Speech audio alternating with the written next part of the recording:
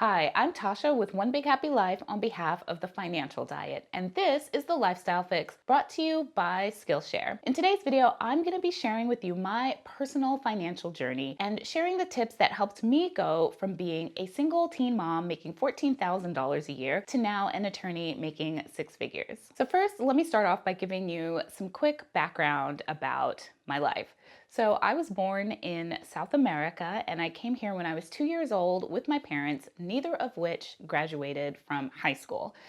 I was pretty successful in high school, but then I was wrongfully accused and kicked out of high school in my junior year.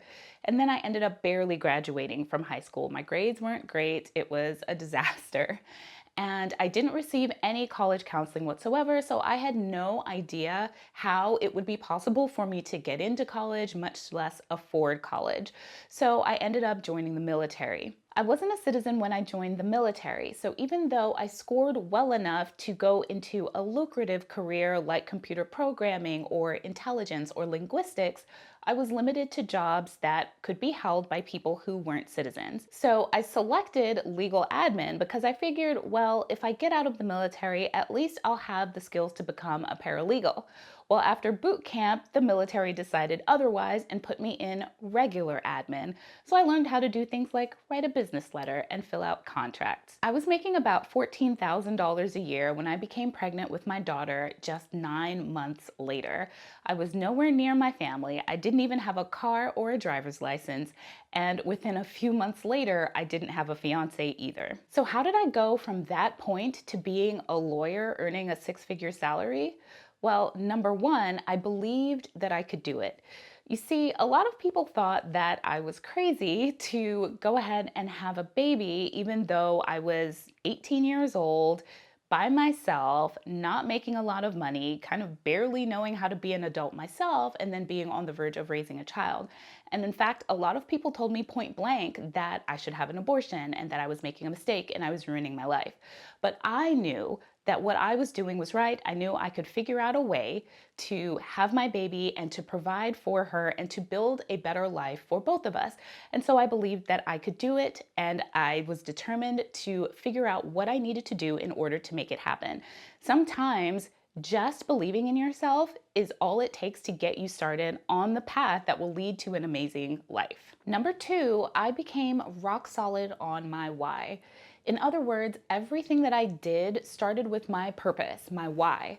When I think back to my 18-year-old pregnant self, one of the most powerful memories that I have is that constant feeling of wanting to build the best possible life that I could for my baby. I also wanted to prove to everyone that they were wrong. I was tired of being told that I wasn't good enough and that I should stay in this box that other people wanted to put me in. Those two feelings, wanting to be a good provider for my daughter and wanting to make everyone else eat their words, really kept me motivated in what honestly seemed like an impossible situation at the time. And even though my life is so much easier, comfortable, and yes, very privileged now, I still have that same purpose-driven determination. Knowing your why is the key to staying focused on your goals when things get tough. It's also necessary if you want to be sure that you're setting the right goals, the goals that actually resonate with who you are as a person and what you want out of your life. So my what? I wanted to make a comfortable living and I wanted to get out of the military. And my why was for my daughter and for myself and to prove that I could and that everyone else was wrong. Number three, I came up with a plan of attack for all the things that I needed to do. Given that I only owned my clothing and a radio at the time and was due to have a baby in less than 6 months, there were a lot of things on my to-do list. I had to get a driver's license, buy a car, get dishes, a mattress, baby stuff, and I was making less than $20,000 a year. Plus, I had credit card debt and bad credit. So I listed out all of the things that I needed to accomplish and prioritized them. Then I tackled them one by one. So first I got a driver's license and then a car. And then I moved out of the military barracks and into a really cheap place with roommates so I could start building up basic necessities like a mattress. Eventually, I was able to move to a small furnished apartment above a bar. Then 6 months after my daughter was born, I bought my first house after I realized that I could own a house for less money than what I was paying for in rent at the time. The point is that I focused on the small daily steps that I needed to take to accomplish the next most important thing and then the next thing. Eventually, I was able to start focusing on more than one thing because I had put out all of the fires.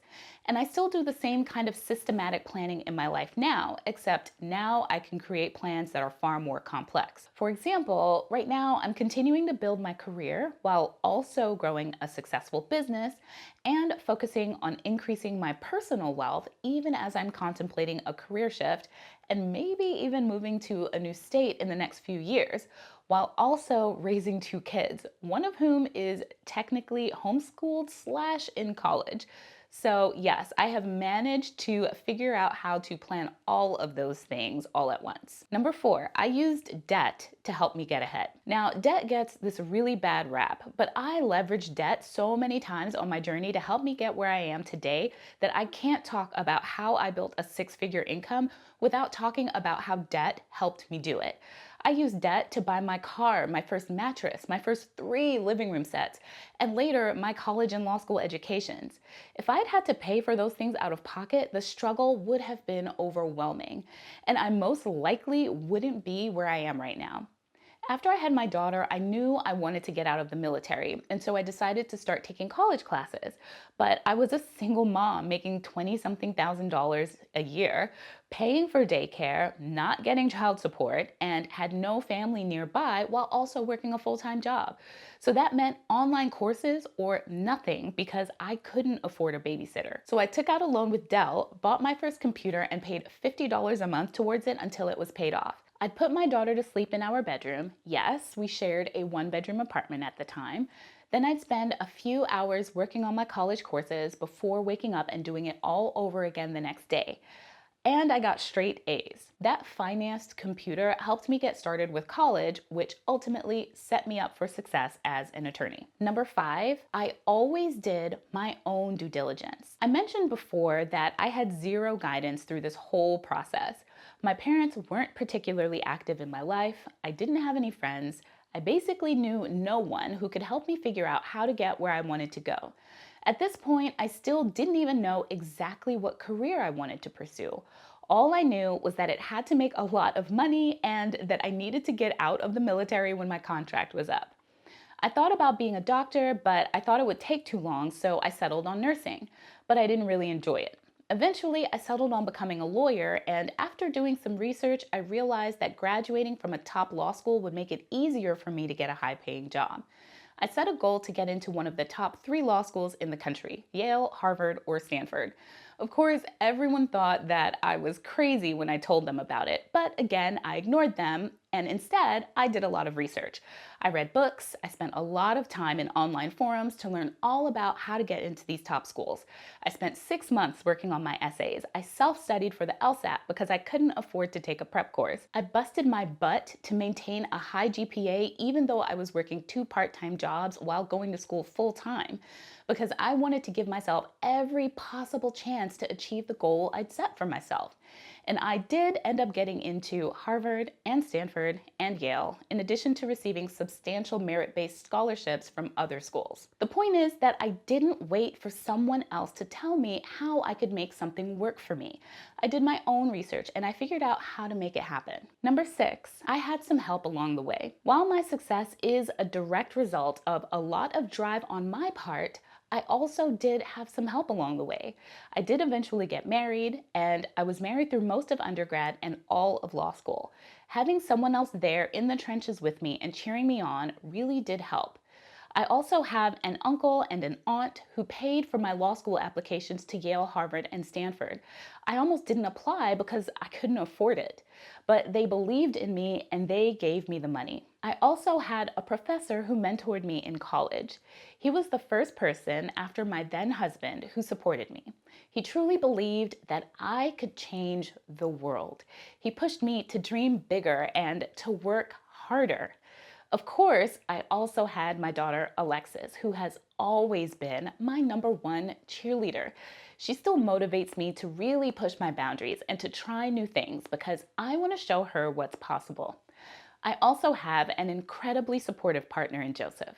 We support each other in our life and career goals, which means that we've done things like move to 3 different states over the past 7 years so that we could each advance in our careers. Now that I've shared a bit about how important self-driven learning was to my financial journey, let's talk about a great resource to help you on that front. SKILLSHARE. SKILLSHARE is an online learning community with thousands of classes in design, business technology, and more. Premium membership gives you unlimited access to high-quality classes on essential topics so you can improve your skills, unlock new opportunities, and do the work you love. Looking to increase your productivity so you can focus on the things that matter? Check out Mike Vardy's class on creating productivity habits that stick. Click the link in the description box to join the millions of students already learning on Skillshare today and take advantage of a special offer just for TFD viewers. The first 500 visitors will get 2 months of unlimited access to over 25,000 classes for free. Act now so you don't miss out and start learning today. Thank you so much for watching this episode of The Lifestyle Fix, and I will see you